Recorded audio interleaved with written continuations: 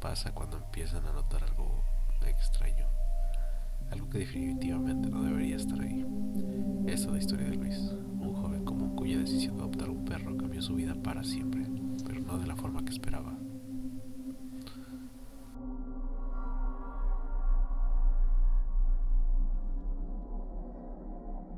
Luis se encontraba estudiando en la universidad. Por aquellos días se la vivía solo, y aunque eso no le molestaba, las cosas cambiaron un día en el que se acercó un perro mestizo, de pelaje oscuro y ojos brillantes. Al principio le dejó algo de comida para que el animal no pasara hambre. Estaba bastante delgado y seguramente siempre estuvo en la calle. Los días pasaban y el perro siempre lo esperaba fuera de su casa. De vez en cuando se iba unas horas, pero siempre regresaba, por lo que prácticamente el perro se convirtió en suyo y lo bautizó con el nombre de Bruno. Los primeros días fueron bastante normales. Bruno se adaptó rápidamente a la casa, rara vez ladraba, era un perro algo mayor, por lo que parecía ser muy agradecido. E incluso obedecía algunas órdenes que Luis le daba, lo básico, dame la pata, ven para acá. Sin embargo, Luis no podía negar que había algo raro en la mirada del perro. Sentía que lo juzgaba como si sus ojos tuvieran un gran peso. Bruno era un perro inteligente, pero llega un punto en el que Luis podía sentir como el animal lo analizaba, o eso parecía. Si todo se hubiera quedado ahí, si tan solo Bruno fuera un perro con mirada humana, todo sería un ordinario dato curioso, pero no fue así. Una noche, Luis olvidó apagar la televisión de la sala, y como tiene el sueño pesado, durmió sin apagarla, hasta que una risa bastante estruendosa erizó su piel. Se levantó rápida y discretamente para apagar la televisión. La palabra grande se queda corta para describir el impacto de Luis al ver cómo Bruno se había sentado en el sofá. A pesar de estar sentado todavía como cualquier perro lo haría, su atención estaba totalmente dirigida hacia la pantalla, como si éste fuera capaz de entender lo que estaba sucediendo en la tele. Pero mayor fue la sorpresa cuando se dio cuenta de que la televisión estaba pasando la película de 300. Y hasta donde lo recuerda, esa película no contiene ninguna risa como la que escuchó. Confundido y temeroso, Luis regresó a su cuarto, procurando hacer mucho menos ruido que antes.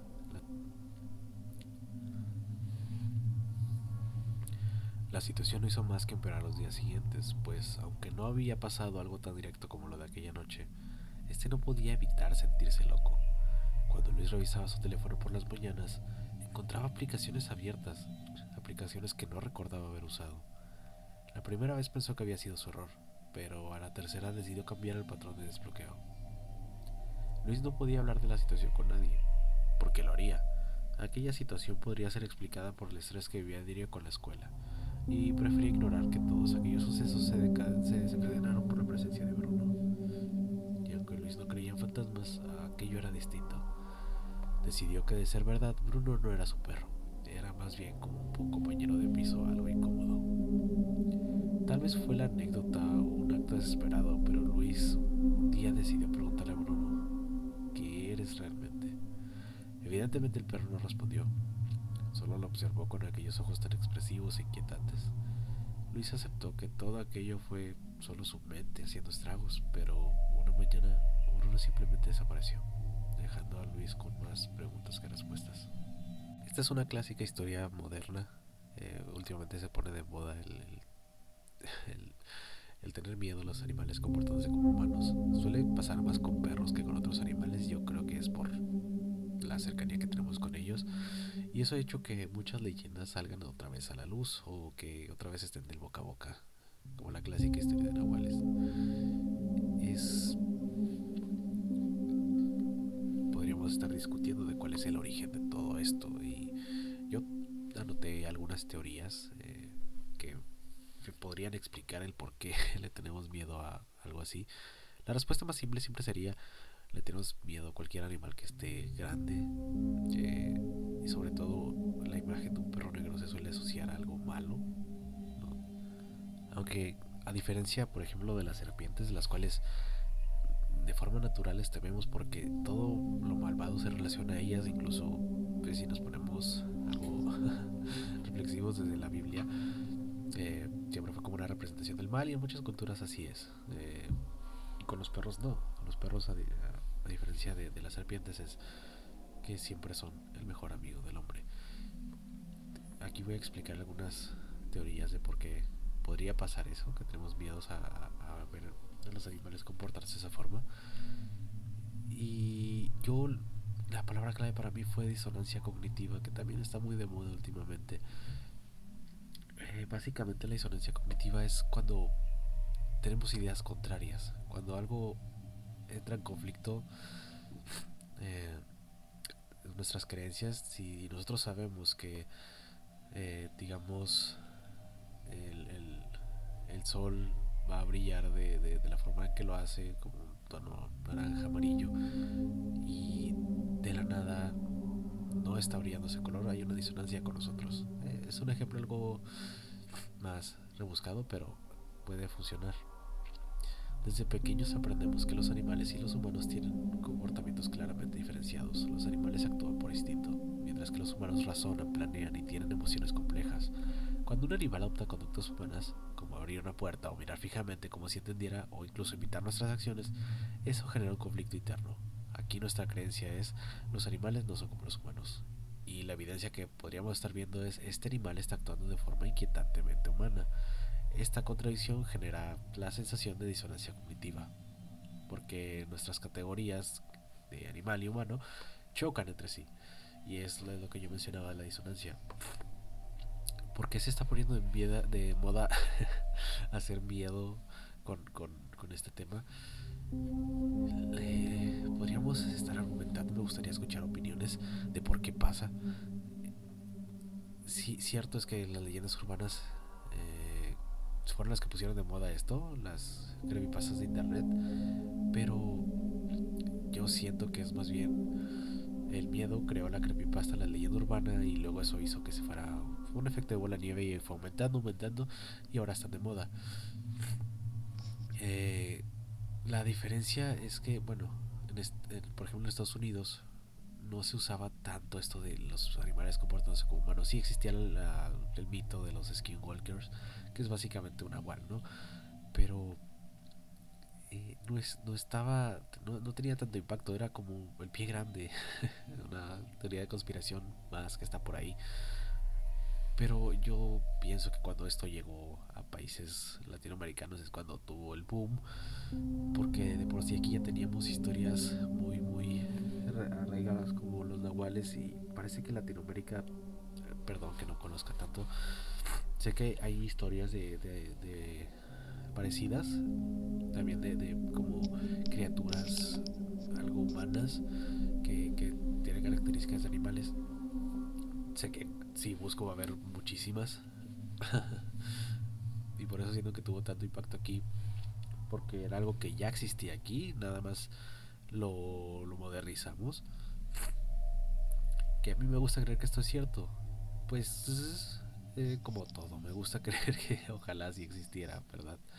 Igual no quita lo inquietante de la historia de Luis, porque sí le podemos dar cientos de explicaciones a qué pasó, incluso pudo haber sido su propia mente, pero eso no quita que la historia tenga su encanto y su pequeña dosis de miedo incluida, sobre todo si eres tú quien la vive.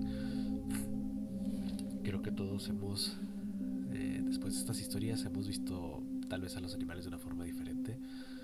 No quiere decir que uy, son malvados, claro, pero el concepto que tenemos de ellos puede verse algo cambiado.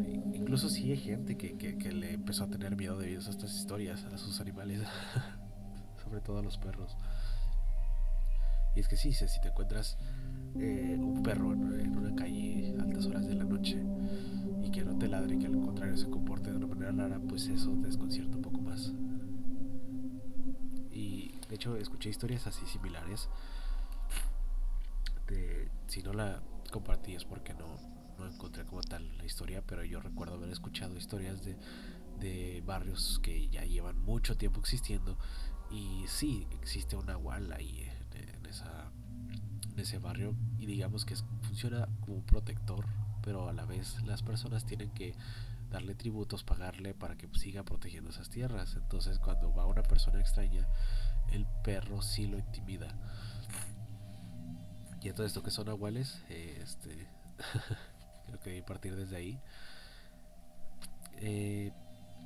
voy a hacer mi puro conocimiento, no voy a investigar alguna definición, pero creo recordar que sí, las leyendas vienen desde hace muchísimos años y se les eh, adjudica mucho poder, ya que podían transformarse en animales y eso les daba una conexión natural con todo ser viviente y la flora y la fauna.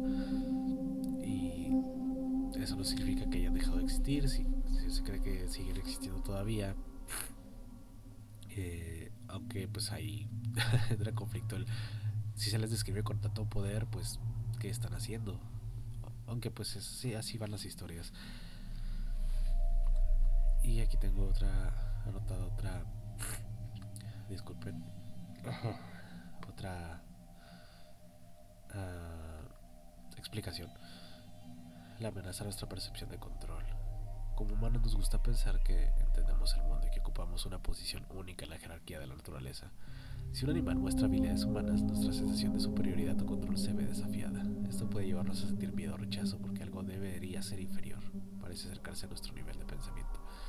Eso es más rebuscado. Eh, Dudo que alguna vez los humanos sientan algo así de verdad, un miedo real. Que igual no quita gente que sí llegue a sentir ese miedo, sobre todo cuando te das cuenta que algunos chimpancés sí pueden usar herramientas, pero eso dudo que alguna vez vaya a pasar. Igual como historia para un futuro distópico, pues queda interesante, ¿no? O sea, tenemos varios ejemplos. Eh, Justamente el planeta de los simios, esa película, que los humanos empiezan a verse afectados porque creen que son superiores y de la nada ya no lo son. Y esto se ha perdido mucho, como el episodio de los delfines de los Simpson, que no lo esperaríamos de ellos. Y aquí voy a decir otra teoría que es muy muy importante, que me parece que es una de las más lógicas y que sí podría funcionar, y es el valle inquietante. Sabemos que el valle inquietante afecta a muchas cosas. Es cuando algo se quiere ver humano, pero nosotros sabemos que no es humano. O sea, por más perfeccionado que se vea, nuestra mente sabe identificar que algo no está bien y que eso que estamos viendo no es nada humano. Se ha visto más en ejemplos de animaciones que tratan de ser muy realistas, pero que no dejan de ser animaciones, y eso provoca como cierto rechazo.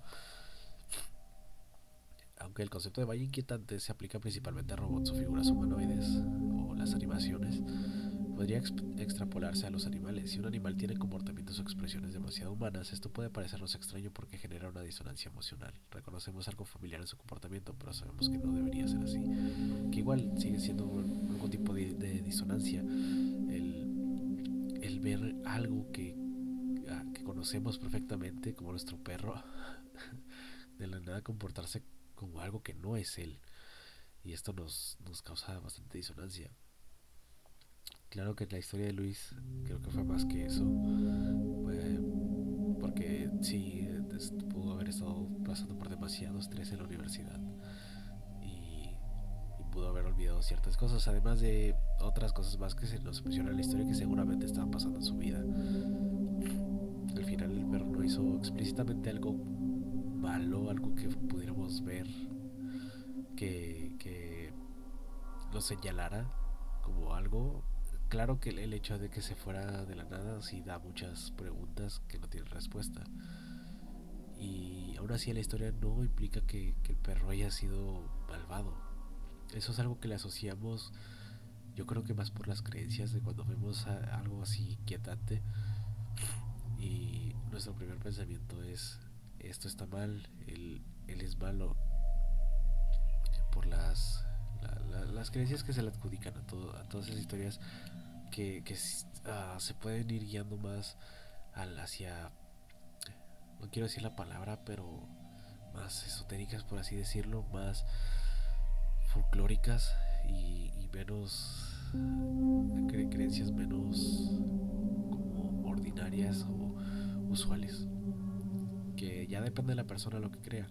Y eso creo que siempre las creencias van a afectar el cómo acciones, cómo reaccionas a sucesos como este. Yo me voy por la explicación más más lógica, que es una disonancia que puede ocurrir con cualquier otra cosa mientras causa algún conflicto.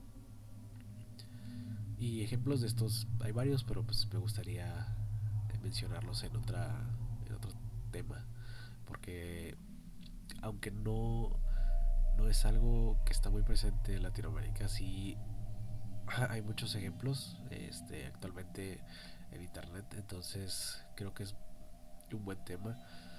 Igual me gustaría escuchar otras perspectivas y otras historias similares a las de Luis. Y así llegamos al final de esta historia, pero también en el inicio de una reflexión más profunda.